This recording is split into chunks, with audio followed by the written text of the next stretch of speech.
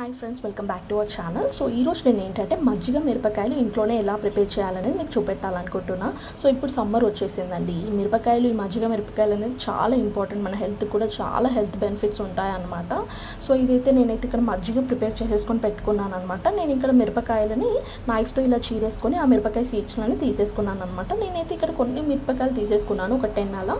So నేను మజ్జిగ కూడా కొంచెమే తీసేసుకున్నాను. మన క్వాంటిటీని బట్టి మనం మిరపకాయలు ఎక్కువ తీసేసుకుంటే మజ్జిగ క్వాంటిటీ అనేది కూడా ఎక్కువ తీసేసుకోవాలి.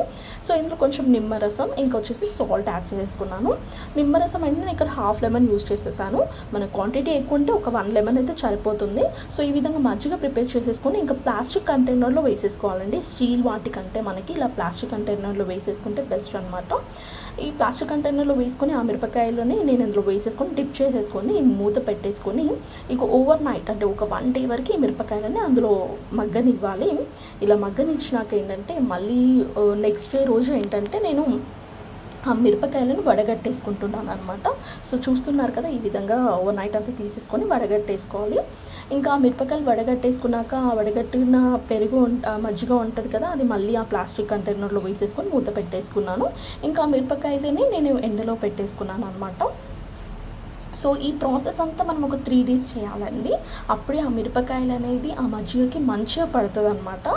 సో ఇలా ఏంటంటే నేను ఆ ఎండలో పెట్టేసి మనము ఒక మార్నింగ్ 10 కలా పెట్టేసుకొని ఈవినింగ్ 5 కలా తీసేసుకొని మళ్ళీ ఆ మిరపకాయలని ఆ మజ్జిగలో వేసేసుకోవాలి. మళ్ళీ ఒక నైట్ అంతా పెట్టేసుకొని మళ్ళీ నెక్స్ట్ డే 10 కలా మళ్ళీ వడగట్టేసుకొని ఆ మజ్జిగ స్టోర్ చేసేసుకొని మళ్ళీ ఎండలో పెట్టాలన్నమాట. సో ఈ ప్రాసెస్ అంతా ఒక 3 డేస్ చేయాలి.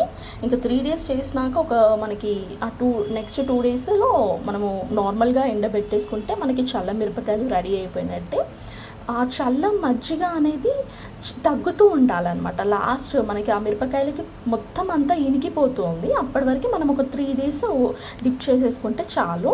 ఇంకా పర్ఫెక్ట్ చల్ల మిరపకాయలు రెడీ అయిపోయినట్టే అండి. ఇవి ఎక్కువ క్వాంటిటీలో చేసేసుకోవచ్చు, స్టోర్ చేసేసుకుంటే కూడా చాలా నిల్వగా ఉంటాయి. ఇంక ఇది సాంబార్లోకైనా ఇంకా రసంలోకైనా కూడా చాలా టేస్టీగా కూడా ఉంటాయి. హెల్త్కి అయితే చాలా మంచిది.